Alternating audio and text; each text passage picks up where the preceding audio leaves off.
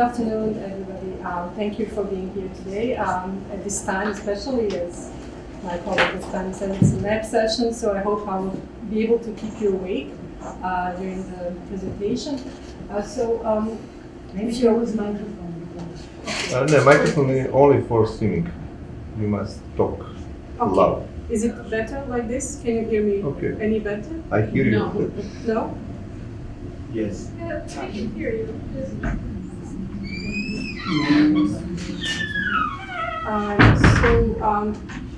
So if you are wondering, I will try to talk louder.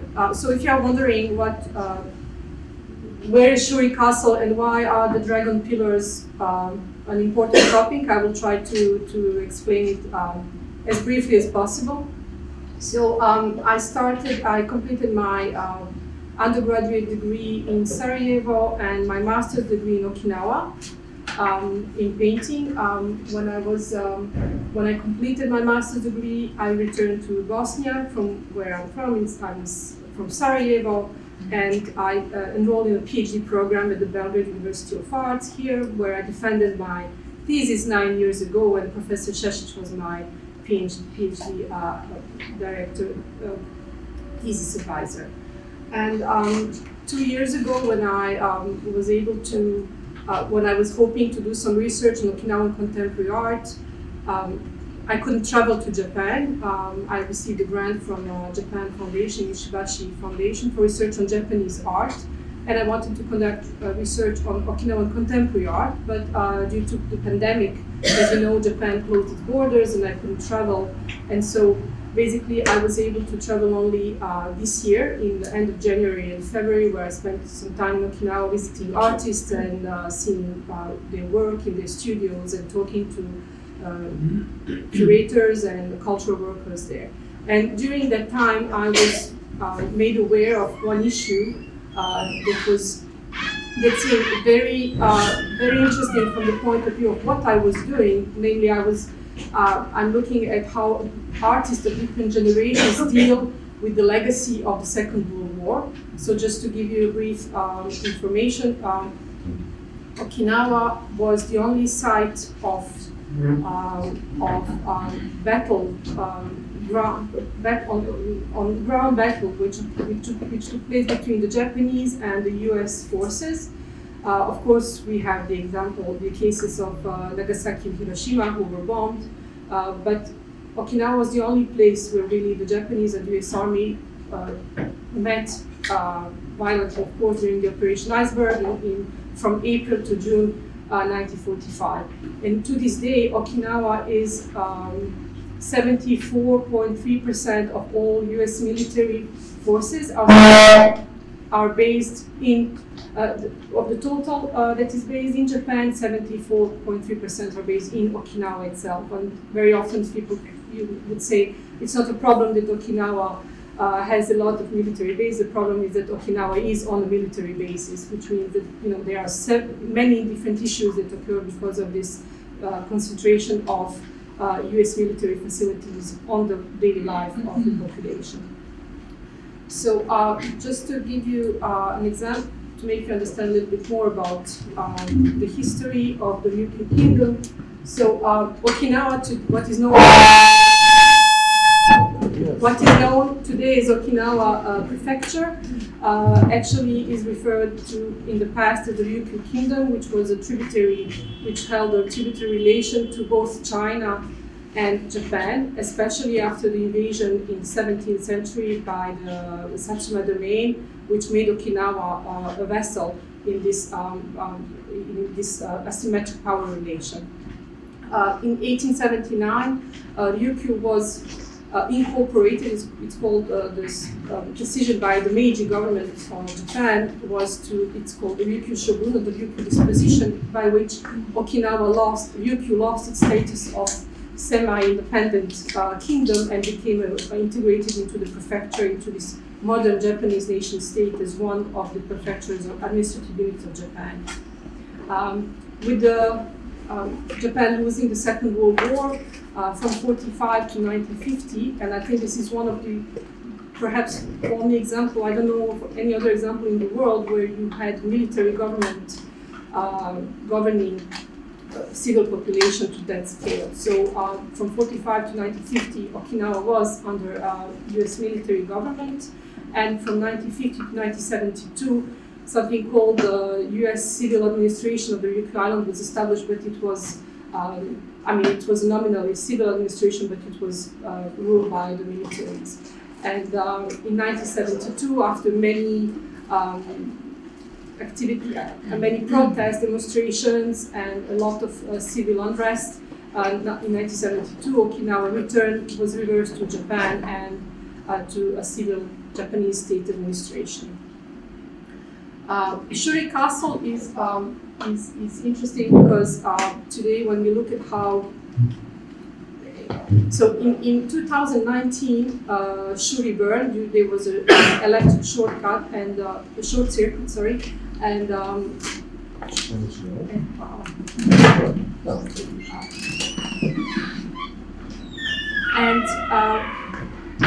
Možeš da ga držite to, lagano.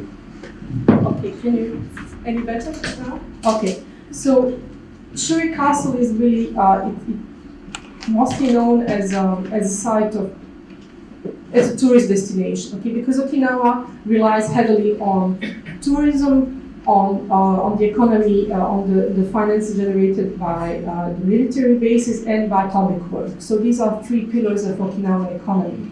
And Shuri Castle was one of these important sites of tourist destination predilection. But today, when restoration works are taking place on the site of the former castle because it burned, there have been a lot of heated debates between different factions. And very simply put, one faction is for the dragon pillars that are the topic of this presentation, among other things, that they are turned, you cannot really see it very well here, that they are turned on their side, or should they be facing forward? And so it may look like a very strange reason for why this is such a heated debate about this question, but actually it raises very, very much various problems that arise when we talk about cultural heritage and identity politics.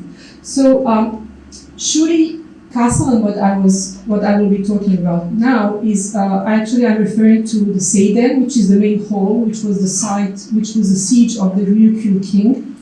So the symbol of political Ryukyu power and independence, which is while Shuri Castle is actually a very large area that you can, I don't know how much it's very visible here, but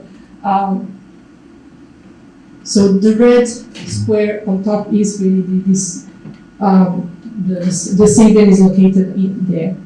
And so Shuri was, I will try to keep it brief, I don't know how much time I have lost already. So it was built in the 14th century. After the Ryukyu disposition, the building became it wasn't used. The prefecture didn't have the money to keep it working, and it was supposed to be demolished in the 1920s. And then this famous Japanese architect Ito Chuta came to Okinawa, and he made an appeal for the preservation of Shuri Castle, and it worked. But he did it based on one very important law that was used as an argument to preserve the castle is the Old Shrines and Temple Preservation Law that date from these early days of Japanese nation-state building. And so Shuri Castle became Okinawa Temple, so it became Japanized in the sense that it was redefined as a Japanese temple, and therefore and since then, and you can see it even until today, there's really a very strange relation between the valorization of Okinawan and Ryukyuan heritage and a sense of appropriation on the side from the Japanese state. In 1993, Shuri was restored, but during Second World War, the Japanese 32nd Army headquarters were stationed in in the castle, and they dig tunnels underneath, so it became a military target, and it was completely razed. There was nothing left from Shuri, and the site was after that used to open. I don't have time to discuss it now, but it's the first national university which was created with the help from the U.S. militaries and the Michigan mission, which was a Ryuk University. And it's interesting that the U.S. military chose to give the name Ryuk University rather than Okinawa University, making this the reference to the past of the independent state of the Kingdom of Ryukyu rather than the current Okinawa name, which was considered a little bit more Japanized. So I would like just to quote here Dr. Tsemelu, who says, "There was an irony to how Okinawa's cooperation to Japanese nation state, so with the Ryukyu disposition, should have been sealed by the expulsion of the Ryukyuan king from Shuri Castle, a symmetry of movement marking the beginning of a new phase of asymmetrical relations of Okinawa's subordination to the Japanese nation state." So while Okinawans are very eager to complain and about the presence of the US military on the island in the prefecture, there is also, it must be understood that the difference with cultural, linguistic, and physical difference between mainlanders, Japanese, and Okinawans is also a source of several problems in the history of relation between Okinawa and Japan. So there is a asymmetrical power relation not only between the US and Japan or the US and Okinawa, but also between Okinawa and mainland Japan, namely Tokyo. But yeah, that's it. So in the 1980s, so my colleague Yamashiro Morio-san took this picture when he was a student. They were doing this reconstruction work in the 80s. The Shuri would be open to the public in 92, and from I think 95 it was nominated a UNESCO Heritage Site, which helped, of course, attract tourists, which is one of the reasons why cultural heritage sites are nominated for the UNESCO list. After the fire erupted in 2019, already in 2020, in 2021 works started, and here we have some kind of this is a picture I took in February. Really, we are somehow in the loop. Okay, so things are repeating itself. So what burned in 2019 was actually a replica, and so if we discuss, we are very sensitive to cultural heritage. Being from former Yugoslavia, we understand that it has very significant political and it's problematic because once you start erasing cultural heritage sites, it completely changes the context of power relations between different groups. But so when this burned, when Shuri-jo burned and disappeared, say that it opened up the question of who will be restoring, how it will be reconstructed, who is in charge. So there are different groups who are involved in the process of reconstruction and restoration. But one of the main issues is the question of who is responsible for what. So the park around Shuri is under prefectural administration, but Seidan itself, the Shuri Castle itself is under the state jurisdiction. So you have different jurisdictions that overlap, which creates, of course, a problem of who is in charge of what and who is paying for what. So because the Japanese state is funding these works, and it takes a lot of money, it has, of course, raised the public opinions, the public's attention, and several problems have emerged since then, and this is what I would like to talk about. This is the Shuri Mall, which was one of the first. So the US military didn't have the funding, of course, to do reconstruction of Shuri, but one of the things that was reconstructed after 45 in the 50s was Shuri Mall, which was a symbol of, which is this entrance. So the visitors, diplomats, the ambassador who would come to pay their respect to the Ryukyu king, they would have to go through this door, through this gate. And it was also on the 2,000 yen bills in the 2000, I think, in the G8. Yes, right. So because of these issues that who is entitled to restore, how it is restored, why it is restored this way, that way, these are all political decisions, we can say. These are not merely cultural or artistic decisions. One association was established, and I was 5 minutes, okay. One association was established, and what is interesting is actually that they are what they are producing, and namely they are producing new kinds of knowledge. Actually, they are more interested, especially on Ryukyu history and art and culture. So Ryukyu is an association that was established in 2021. They were established as a response to what they saw as a problematic way of attributing the funds. They are made of mostly retired professors. We can see that they are not, they have nothing to lose anymore, so they are very vocal. But they are also artists, and among them, of course, different generation of people. But what is important is they say in the statement when they created the association, say we are doing this because we think that what is going on with the restoration of Shuri castle is problematic, and we have to do something about this. Is taxpayers' money, and we have to be aware of all that these decisions have a long-term impact on how Ryukyuan culture is valorized or not in the present context. So this gave room to some very nasty common opinion writing in the main newspapers in Okinawa, namely Ryukyu Shimpo and Okinawa Times. There were even some possibility of people suing each other for defamation, so it got pretty ugly at some point. But the issue of so just to keep it short. The question of how the dragon pillars are oriented is really the key. It's really the top of the iceberg, really, because if they are turned facing the population, which is supposed, so if the Seiden is on the back and the king is sitting on the throne, the position, direction of the dragons. Of the pillars is in relation with the whole architecture of the building, of the state, of the main hall.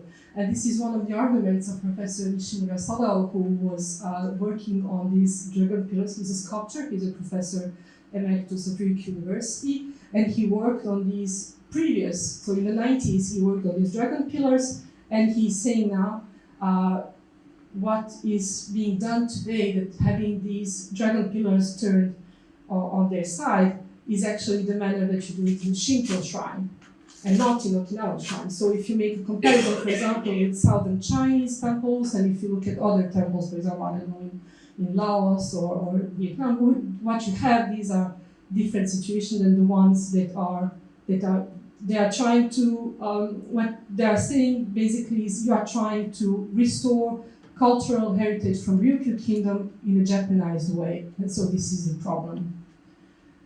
And of course, in all this situation, one photography emerged. Somebody found in the archives a photograph from 1877 by a French soldier who took this temple of the court of the King Shotai, which was the last king, the one that was expulsed. I mean, he was not expulsed officially, he was taken kindly to Tokyo. And they said, okay, now we have proof. Look, this is a document. It was taken in 1877. You have to move it back how it was initially.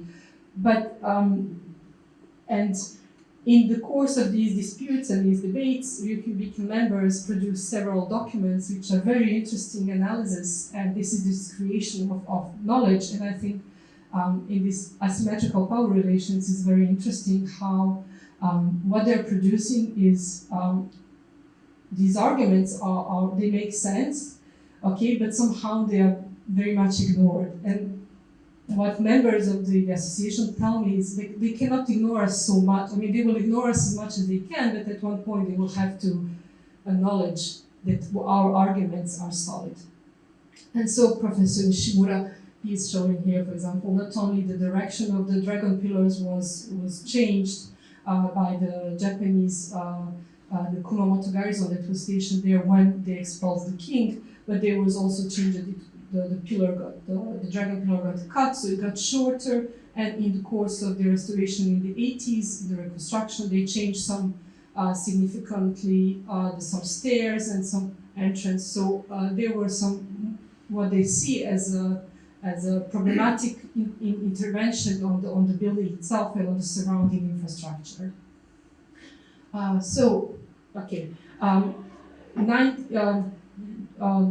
Last year was the 50th anniversary of the reversion to Japan. There were a lot of different events that were taking place in the prefecture, but also in Japan. And what I found very interesting was that, for example, the Tokyo National Museum organized a big exhibition commemorating this the 50th anniversary of reversion to Japan, but it was concentrated on Ryukyuan heritage, which is kind of interesting. So if you look at what is mostly researched on Okinawa is the period, when we talk about arts and culture, is the period from the Ryukyu disposition. So by the end of the 19th century to today, what is most well known in art and culture is probably the period after the Second World War, when it's of course it's closer in time, you have more documents and etc. But what happened with this, with the disappearance of the Seidan is really a regain of interest of scholars and students in the history of Ryukyu Kingdom. So namely of a period that is not only not so well, it's documented, but a lot of these artifacts were lost during the Second World War, and now as well, because in the fire that erupted in Shuri, they say that more than 400 artifacts were lost due to the fire. So these are, I mean, the Shuri, the castle can be rebuilt, but you cannot rebuild the artifacts that are lost. I mean, you can have photographs and replica, but you don't have them anymore there. So while Tokyo National Museum was interested in Ryukyuan culture, the Okinawa Prefectural Museum of Art did a very interesting art exhibition of modern contemporary art with Okinawan artists and Japanese artists who dealt with Okinawa. And you can really see how this image of Okinawa, of this exotic place, of these beautiful blue beaches, these beautiful women, this tropical climate resonates with Japanese artists, especially in between these two wars. Of course, highly problematic, we could say now. So, yes, I will stop it here. And this is, of course, it's a work in progress. So I'll continue researching the production of the Ryukyu weekend. Feel free to ask if you have any questions. Thank you.